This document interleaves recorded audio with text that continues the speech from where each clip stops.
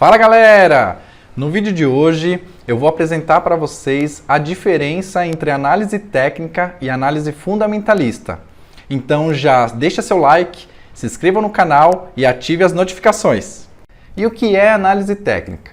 É a análise das ações através de gráficos que tem o objetivo de analisar a tendência futura desses preços. Ou seja, se uma ação ela tende a subir ou se ela tende a cair, e com isso determinar e tomar ações de venda ou de compra das ações. E você acha que análise técnica e análise fundamentalista é simples? Você está completamente equivocado. Vou te dar alguns exemplos de fundamentos da análise técnica para você avaliar a complexidade disso. Requer muito estudo, requer muita dedicação para você conseguir fazer as operações com esses fundamentos. Então, na análise técnica, nós temos Fibonacci, nós temos volume, médias móveis, price action, nós temos diversos fundamentos e conceitos aí envolvidos que proporcionam que você faça as operações e assim avaliar as tendências corretamente. E o que é análise fundamentalista? São um conjunto de técnicas que avaliam a saúde financeira da empresa. Com isso, é possível avaliar e fazer projeções dos preços das ações e identificar as empresas que possuem maior potencial de crescimento ao longo do tempo. E agora eu vou apresentar para vocês alguns dos conceitos utilizados na análise fundamentalista. Nós avaliamos, em geral, o histórico das empresas, comportamento financeiro delas ao longo desse período, avaliamos DRE, fluxo de caixa, o balanço, preço por ação, patrimônio líquido e tecnologia. E pegando um gancho na tecnologia, atualmente nós estamos vivendo um período de Covid-19, onde nós estamos vendo que as empresas que possuem uma tecnologia avançada em e-commerce, aplicativos, elas saíram na frente de outras empresas que não investiram nesse tipo de tecnologia para poder se comunicar com o público. Então isso foi um grande diferencial que permitiu que as empresas continuassem vendendo mesmo nesse período crítico e ainda terem uma receita no seu faturamento. E quem utiliza a análise técnica? Em geral, são analistas do mercado financeiro e traders que fazem operações dentro do mesmo dia. Essas operações são chamadas de day trade. Já na análise fundamentalista, é utilizada por analistas do mercado financeiro e por pessoas que querem investir a longo prazo. Pessoal, agora eu vou apresentar para vocês um exemplo de análise técnica. Eu escolhi para vocês verem esse exemplo a empresa Engie do Brasil. Vejam só que aqui no canto inferior nós temos o volume financeiro ao longo dos meses, ao longo dos dias, onde o volume financeiro em vermelho representa queda e o volume financeiro em verde representa a alta desta ação. Essa linha roxa que vocês podem ver é outro indicador da análise técnica chamada de linha de tendência de alta, a famosa LTA. Vejam só que o trader analisou aqui a próxima tendência da ação que ela estaria em queda. Por quê?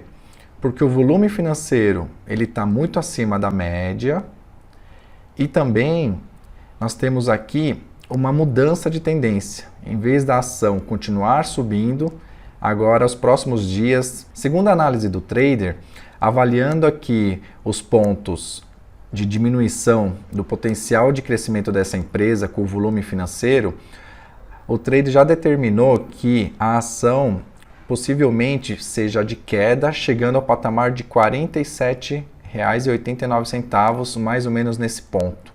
Com isso, com todas esse conjunto de análises, ele consegue prever a tendência do preço.